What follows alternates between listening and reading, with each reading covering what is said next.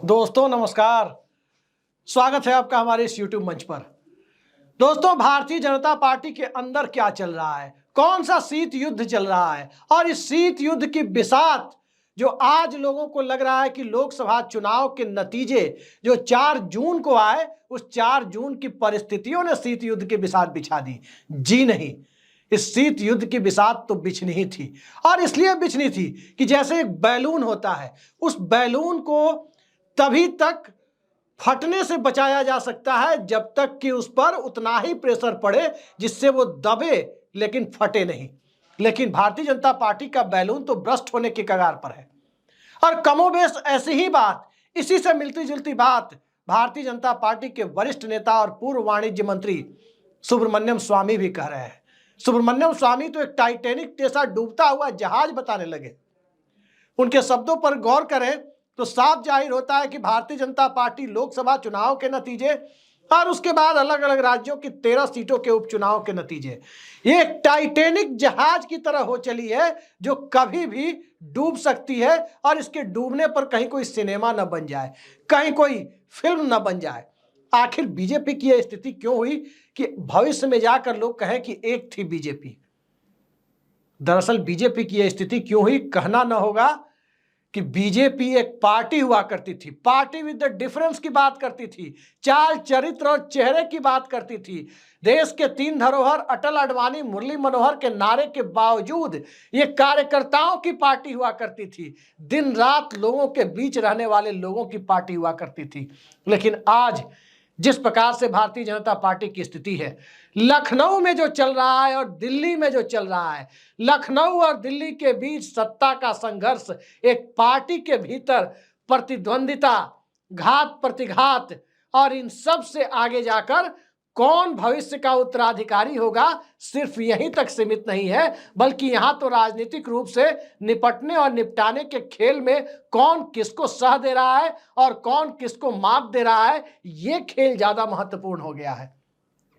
आखिर सत्ता के दावेदारों को, बड़ी महत्वाकांक्षा रखने वाले नेताओं को बीजेपी में किस तरह करीने से निपटाया जाता है, यह आपने देवेंद्र फडणवीस का उदाहरण देखा होगा कि किस तरह देवेंद्र फडणवीस के लोग नरेंद्र के बाद देवेंद्र का नारा दबी जुबान से ही सही लेकिन लेने लगे थे। कुछ पत्रकार तो इस तरह के नैरेटिव को हवा भी दे रहे थे, लेकिन नरेंद्र के बाद देवेंद्र छोड़िए, अब तो शिंदे के स्टेपनी बने देवेंद्र, यह स्थिति खड़ी हो गई महाराष्ट्र में।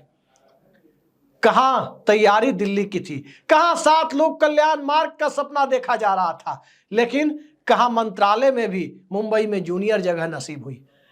अब यही स्थिति कमोबेश उत्तर प्रदेश में बन गई है। उत्तर प्रदेश की बिसात पर योगी आदित्यनाथ कितने दिनों तक अपना मुख्यमंत्री का पद सुरक्षित रह पाएंगे, इससे ज्यादा महत्वपूर्ण यह हो चला है कि योगी आदित्यनाथ जब मुख्यमंत्री पद से हटाए जाएंगे, यदि हटाए जाएंगे, तो किस तरह का खेल उसके पीछे पहले से खेला जाना जो शुरू हुआ है, उस खेल का पटाक्षेप कैसे होगा। पटाक्षेप तो एक ही तरह से होना है कि उत्तर प्रदेश को नया मुख्यमंत्री मिलेगा, लेकिन इस पटाक्षेप के पहले जो भूमिका तैयार की जा रही है, उन भूमिकाओं पर गौर करें तो बहुत हल्के हल्के प्यादे दिल्ली दरबार के कथित इशारे पर बिछाए गए हैं। केशव प्रसाद मौर्य के बयान को देखें कि संगठन हमेशा बड़ा होता है। इसमें कोई बुराई नहीं है कि संगठन हमेशा सत्ता से बड़ा होता है, आखिर संगठन है तभी संसदीय दल या विधायक दल है। लेकिन केशव प्रसाद मौर्य को यह तब क्यों नहीं याद आया जब संगठन के मुखिया का पद छोड़ करके 2017 में वो डिप्टी सीएम बनने आए थे? क्या उन्होंने अपना डिमोशन खुद कराया था? और क्या उस डिमोशन के लिए वो सहज तैयार हो गए थे? ये तभी क्यों याद आ रहा है जब उत्तर प्रदेश के मुख्यमंत्री योगी आदित्यनाथ की कुर्सी पर संकट मंडरा रहा है? कई सारे कारण हैं, और इन कारणों की पड़ताल करने चले तो एक कहीं चिट्ठी आती है, कहीं किसी का बयान आता है, कहीं कुछ होता है, कहीं कुछ होता है। इन सब को एक तरह से कड़ियों में जोड़कर देखें तो पर्दे के पीछे कोई ताकत है, पर्दे के पीछे कोई बड़ा खेल है, कोई स्क्रिप्ट लिखी गई है। उस स्क्रिप्ट के तहत एक बयान की चर्चा बंद होती है तो दूसरा बयान आ जाता है। कितनों की गिनती करें? केशव प्रसाद मौर्य की बात मत कीजिए, केशव प्रसाद मौर्य का बयान कल का है। उनके पहले की बात हम करें, पूर्व मंत्री मोती सिंह, एक विधायक है रमेश चंद्र दुबे जी का बयान, इसके बाद अलग अलग जगह से जो कार्यकर्ता आ रहे हैं उनका बयान, और फिर देवेंद्र प्रताप सिंह एक एमएलसी हैं, आज उनका पत्र, अनुप्रिया पटेल का खत, तमाम चीजें सामने आ रही है और सब में दो तीन बातें कॉमन है। राज्य सरकार की नीतियों से जो परेशानी हो रही है, संजय निषाद का नाम भी इसमें जोड़ सकते हैं, जो बीजेपी के अंदर तो नहीं है लेकिन दिल्ली दरबार के बेहद खास बताए जाते हैं। किसी को बुलडोजर नीति से दिक्कत है, स्वाभाविक है, बुलडोजर नीति निश्चित तौर पर स्वस्थ परंपरा नहीं मानी जा सकती, लेकिन तब बुलडोजर नीति से दिक्कतें क्यों नहीं आ रही थी इन लोगों को, तब इनकी जुबान क्यों नहीं खुल रही थी जब बुलडोजर नीति अनवरत चल रही थी। आज क्यों याद आ रही है संजय निषाद को? आज ओल्ड पेंशन की बात देवेंद्र प्रताप सिंह क्यों कर रहे हैं? आज केशव प्रसाद मौर्य को सत्ता से बड़ा संगठन क्यों लग रहा है? आज मोती सिंह को जमीनी स्तर पर जिस प्रकार से अधिकारियों की मनमानी है वो क्यों दिखाई दे रही है? आज कार्यकर्ताओं की उपेक्षा क्यों दिखाई दे रही है सबको? और इन सब के बीच ध्यान रखिए, उत्तर प्रदेश की राजनीति में एक बड़े मोहरे कुछ दिनों पहले तक हुआ करते थे, सुनील बंसल। ये करीब करीब सर्वविदित है कि सुनील बंसल और योगी आदित्यनाथ के बीच नहीं बनती, और सुनील बंसल को लखनऊ भेजकर इस प्रकार की समीक्षा बैठक और इलाकों से फीडबैक लेना और फीडबैक के बहाने राज्य सरकार पर राजनीतिक रूप से आक्रमण करवाने की जो रणनीति है, सुनील बंसल आते तो योगी आदित्यनाथ को एक लूप होल मिल जाता कि ये सब कुछ सुनील बंसल करवा रहे हैं। तो दिल्ली दरबार कोई कच्चा खिलाड़ी नहीं है कि सुनील बंसल को लखनऊ भेजता। विनोद तावड़े लखनऊ भेजे गए, लेकिन लंबे समय तक उत्तर प्रदेश को देखने वाले सुनील बंसल नहीं भेजे गए। और इसी से आप अंदाजा लगा सकते हैं कि खेल कितना बड़ा है। यानी योगी आदित्यनाथ को कोई लूप होल ना मिले और अंततः सत्ता से उनकी रुखसती की बुनियाद तैयार कर ली जाए, ये खेल चल रहा है। लेकिन सवाल इतना हल्का नहीं है। हल्का इसलिए भी नहीं है क्योंकि योगी आदित्यनाथ का एक राष्ट्रीय कद है और यह कद निश्चित तौर पर भारतीय जनता पार्टी के साए तले बना है। 19 साल संसद में बिताने के बाद संसदीय व्यवस्था और विधायी व्यवस्था में नरेंद्र मोदी से भी 4 साल सीनियर हैं योगी आदित्यनाथ। नरेंद्र मोदी तो पहली बार विधायक ही 2002 में बने थे, जबकि योगी आदित्यनाथ तो 1998 से लगातार संसद में रहे। 5 बार सांसद रहने के बाद उन्हें उत्तर प्रदेश की गद्दी नसीब हुई थी। तो योगी आदित्यनाथ के राजनीतिक अनुभव पर तो सवाल नहीं उठाए जा सकते, लेकिन सत्ता में जब कोई व्यक्ति होता है तो उसके क्रियाकलाप के ऊपर, उसके स्टाइल ऑफ फंक्शनिंग के ऊपर तमाम सवाल उठते हैं, चाहे किसी पार्टी का कोई व्यक्ति हो। राजनीतिक तौर पर ये सवाल उठने भी चाहिए। आज वो सारे आरोप योगी आदित्यनाथ की तरफ जाते हुए क्यों दिखाई दे रहे हैं? जब दिल्ली दरबार की कुर्सी संकट में घिरी, जब दिल्ली दरबार नरेंद्र मोदी के चेहरे पर अमित शाह की चाणक्य नीति के बूते 272 का आंकड़ा अपनी पार्टी के दम पर पार नहीं कर पाया, 32 सीटें पीछे रह गया, नीतीश कुमार, चंद्रबाबू नायडू और एकनाथ शिंदे के बूते, यानी बिहार, आंध्र प्रदेश और महाराष्ट्र की क्षेत्रीय पार्टियों के बूते सत्ता की बैसाखी के सहारे सरकार को घिसटने की रणनीति बनने लगी और किसी प्रकार से सत्ता कायम भी कर ली गई। तभी क्यों योगी आदित्यनाथ में लोगों को समस्याएं नजर आ रही है? कई सारे तर्क दिए जा रहे हैं। याद रखिए, 25-0 के स्ट्राइक रेट के साथ राजस्थान में भारतीय जनता पार्टी 2 बार से जीत रही थी और वहां भी सीटें तकरीबन आधी हो गई हैं। वहां के लिए कौन सी समीक्षा बैठक आपको खबरों में मिल रही है? वहां कौन भजन लाल के खिलाफ बोल रहा है और कौन सी खबरें अखबारों में आ रही है? स्वाभाविक है कि यह सेलेक्टिव तरीके से टारगेट किया गया है। उत्तर प्रदेश के मुख्यमंत्री से दिल्ली दरबार को छुटकारा पाना है, उत्तर प्रदेश के मुख्यमंत्री को पद से हटाए जाने की रणनीति पर काम होने की संभावना प्रबल होती जा रही है। इसलिए ये सारी कवायद हो रही है। कवायद का अंग सुनील बंसल को नहीं भेजा जाना, दूसरा समीक्षा बैठकों में वही सब बयान और वही सब चीजें कोट करके मीडिया के सामने आ जाना, आसानी से उपलब्ध हो जाना, जिसमें कहीं ना कहीं राज्य सरकार के ऊपर कटाक्ष हुए हैं। वही सब चीजें आप में से एक व्यक्ति ने, हमारे व्यूअर्स कई सारे चैनल देखते हैं, कई सारे पोर्टल्स देखते हैं, मैं आपसे सवाल पूछता हूं, एक भी व्यक्ति ने कोई ऐसी बाइट देखी हो, किसी कार्यकर्ता का ऐसा फीडबैक देखा हो जो ये कहे कि नरेंद्र मोदी सरकार की नीतियों की वजह से उत्तर प्रदेश में सीटें आधी हुई है? स्वाभाविक है ये बातें भी कही गई होंगी, कार्यकर्ताओं ने जरूर कहा होगा।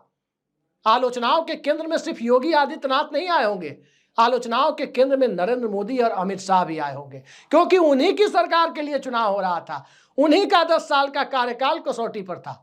लेकिन वो खबरें बाहर नहीं आई, वो खबरें बाहर नहीं आने दी जा रही है। बाहर वही खबर आ रही है जो उत्तर प्रदेश के प्रशासन, उत्तर प्रदेश के मुख्यमंत्री के शासन चलाने के तरीके और उत्तर प्रदेश में भारतीय जनता पार्टी में जिस प्रकार की स्थिति रही है उस स्थिति को लेकर जो बयान या जो डिसेंट नोट दर्ज कराए जा रहे हैं वही सिलेक्टिव तरीके से बाहर आ रहा है।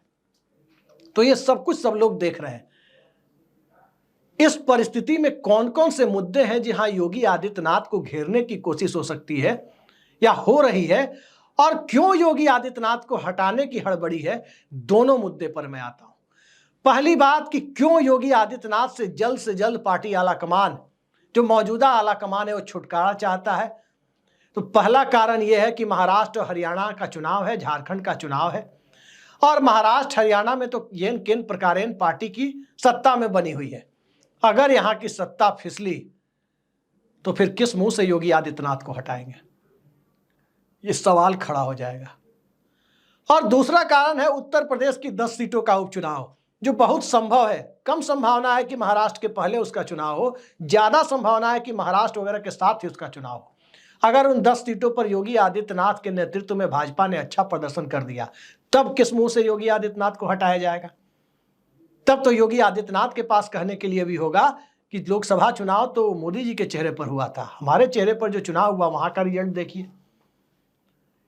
तो ये कारण है कि उपचुनाव के पहले और महाराष्ट्र हरियाणा के चुनाव के पहले उत्तर प्रदेश में मुख्यमंत्री बदल दिया जाए, ये कवायद अंदर खाने चल रही है, जिसकी खबरें आ रही है। अब आते हैं इस मुद्दे पर कि योगी आदित्यनाथ को हटाए जाने की भूमिका बनाने के लिए कौन कौन से तर्क दिए जा रहे हैं। तर्क नंबर 1, पिछड़े वर्गों के बीच में एक व्यापक गोलबंदी हुई, दलितों के बीच में व्यापक गोलबंदी हुई, और इस वजह से हुई क्योंकि मुख्यमंत्री सवर्ण समुदाय से थे, सवर्ण समुदाय से मुख्यमंत्री थे, इस वजह से बैकवर्ड क्लासेज में और दलितों में गोलबंदी हुई। ठाकुर मुख्यमंत्री थे इसलिए गोलबंदी हुई।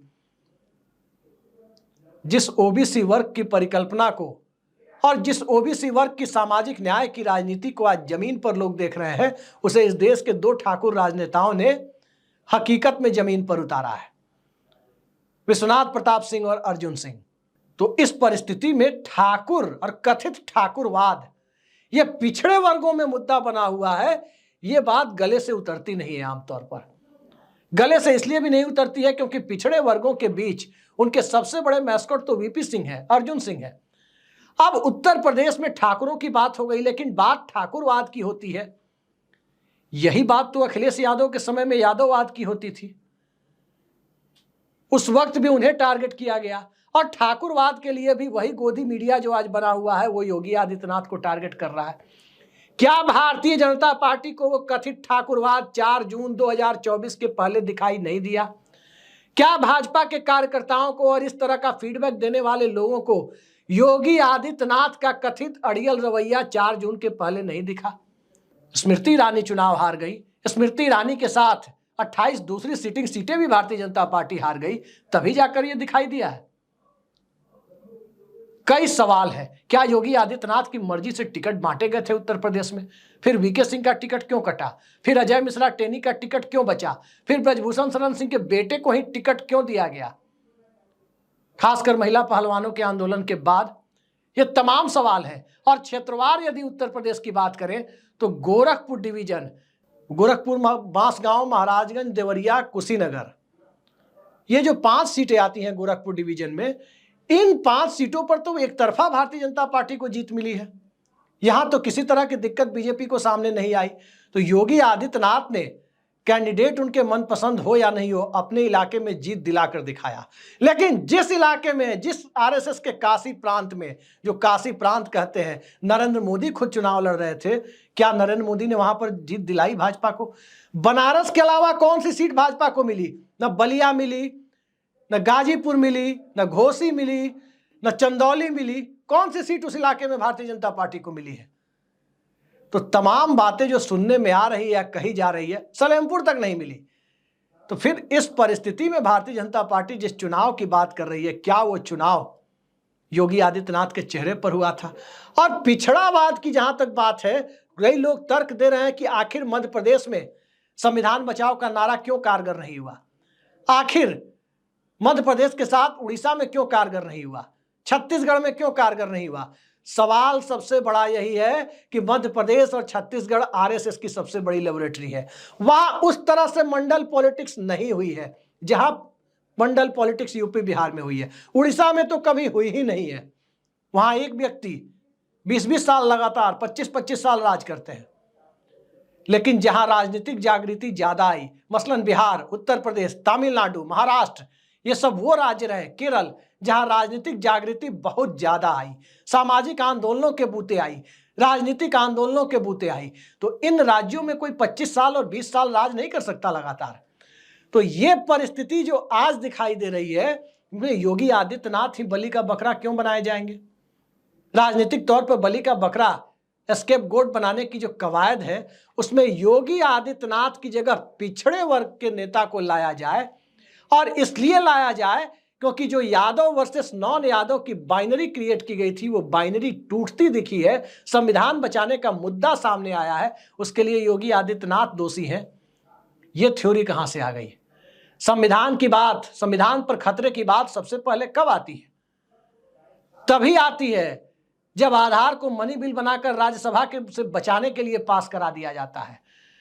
संविधान पर खतरे की बात तब आती है जब 150 से ज्यादा सांसदों को सस्पेंड करके संसद के दोनों सदनों के अंदर विपक्ष के 150 से ज्यादा सांसदों को सस्पेंड करके सीआरपीसी, आईपीसी और एविडेंस एक्ट जैसे इस देश के अपराध को तय करने वाले कानूनों, उस पर सजा का प्रावधान करने वाले महत्वपूर्ण डॉक्यूमेंट्स को, संहिताओं को बदलने का काम किया जाता है। तभी संविधान बचाने की बात आती है। तो क्या यह काम योगी आदित्यनाथ करने गए थे, या यह काम नरेंद्र मोदी करने गए थे, या उनकी सरकार करने गई थी? तो ये सारी परिस्थितियां ऐसी है जिसमें योगी आदित्यनाथ को हटाने का प्लॉट तैयार करने के लिए एक अलग तरीके का खेल खेला जा रहा है। अब उसमें तो केशव प्रसाद मौर्य का एक अजीबोगरीब बयान आया है कि महाभारत में 3 पक्ष थे, पांडव, कौरव और केशव। क्या वो खुद को तीसरा पक्ष मानते हैं? और महाभारत वाले केशव यानी कृष्ण से वो खुद की तुलना तो नहीं कर रहे हैं। आज की स्थिति में जो व्यक्ति खुद विधानसभा चुनाव हार गए थे, केशव प्रसाद मौर्य अपनी सिराथू विधानसभा सीट पर पल्लवी पटेल से चुनाव हार गए थे, ये हकीकत है। तो क्या केशव प्रसाद मौर्य इस विधानसभा में मुख्यमंत्री पद का सपना देखेंगे और भारतीय जनता पार्टी उन्हें मुख्यमंत्री बनाने का काम करेगी? क्या ब्रजेश पाठक पैन उत्तर प्रदेश में, पूरे उत्तर प्रदेश में योगी आदित्यनाथ जैसी पकड़ रखते हैं? स्वाभाविक है कि मुख्यमंत्री या प्रधानमंत्री कोई व्यक्ति संसदीय दल या विधायक दल में अपनी पार्टी के बहुमत के आधार पर बनता है। योगी आदित्यनाथ के पास बहुमत है या नहीं है, विधायक दल यूपी का स्पष्ट कर देगा। हालांकि बहुमत के आधार पर भाजपा में चुनने की परंपरा नहीं रही है, दिल्ली से थोप दिया जाता है, पर्ची से मुख्यमंत्री निकाल दिए जाते हैं। लेकिन जब पर्ची से ही थोपा जाएगा तो उत्तर प्रदेश और बिहार जैसे राज्यों में, महाराष्ट्र जैसे राज्य में, तमिलनाडु जैसे राज्य में, और हिंदी भाषी भारत में कहें तो यूपी बिहार में पर्ची वाले मुख्यमंत्री के सहारे राजनीति नहीं हो सकती। यहां छत्रप बनाने ही होंगे, और छत्रप बनेंगे यूपी बिहार में तो वो छत्रप दिल्ली दरबार में उस पार्टी के शीर्ष नेतृत्व के लिए खतरा बनेंगे ही बनेंगे, चुनौती बनेंगे ही बनेंगे। चाहे कभी वो हेमवती नंदन बहुगुणा रहे हो, चाहे कभी वो वीपी सिंह रहे हो, चाहे कभी वो मुलायम सिंह रहे हो, चाहे कभी कल्याण सिंह रहे हो, या फिर आज योगी आदित्यनाथ है। 80 लोकसभा सीटों वाले राज्य में, 40 लोकसभा सीटों वाले राज्य में, हिंदी भाषी भारत में कोई छत्रप यदि तैयार होगा तो अपनी पार्टी के शीर्ष नेतृत्व जो उनसे छोटे राज्य से चुनकर आते हैं, उनके सामने चुनौती खड़ी होगी। और छत्रप तैयार नहीं करने पे पार्टी में राम प्रकाश गुप्त जैसा मुख्यमंत्री खड़ा करने पर उत्तर प्रदेश जैसे राज्य में पार्टी की लुटिया डूबेगी, ये करीब करीब तय है। और आज की तारीख में साफ दिख रहा है कि भारतीय जनता पार्टी उत्तर प्रदेश में मुख्यमंत्री परिवर्तन के मूड में आ चुकी है। पार्टी आए ना आए, पार्टी का आला कमान और जिस कथित गुजरात लॉबी की बात होती है, चाणक्य साहब की बात और देवताओं के देवता की बात और उनके इशारे पर, कथित इशारे पर हो रही बैठकों की बात, तो साफ दिखाई देता है कि नेतृत्व परिवर्तन की बिसात बिछ चुकी है। लेकिन याद रखिए, योगी आदित्यनाथ को जिस बगावती तेवर के लिए जाना जाता है, अब वो परिपक्व राजनेता हो चुके हैं। वो पार्टी छोड़कर कल्याण सिंह की तरह जाएंगे, मुझे इसकी उम्मीद कम लगती है। पार्टी के अंदर हर राज्य में कहीं कोई येदियुरप्पा तैयार हो गए हैं, तो कहीं कोई एकनाथ खड़से तैयार हो गए हैं, कहीं कोई वसुंधरा राजे तैयार हो गई हैं, तो कहीं कोई और तैयार हो गया है। उस परिस्थिति में पार्टी के अंदर असंतोष को आवाज देने के लिए योगी आदित्यनाथ अगर सामने खड़े हो जाए तो भारतीय जनता पार्टी के अंदर बिना विद्रोह के नेतृत्व परिवर्तन के हालात भी उत्पन्न हो सकते हैं। देखते जाइए होता क्या है। योगी और मोदी की जंग, तथाकथित जंग और उत्तराधिकार की लड़ाई, मोदी के बाद कौन, शाह या योगी, इसका पटाक्षेप करने के लिए चुनावी नतीजों के बहाने उत्तर प्रदेश में मुख्यमंत्री बदलने की जो कवायद है, ये रणनीति सिर्फ यहीं तक नहीं है। बाबा हटेंगे, योगी हटेंगे तो साहब और मुनीम का क्या होगा, ये सवाल मैं दर्शकों पर छोड़ता हूं। आज के लिए इतना ही। नमस्कार।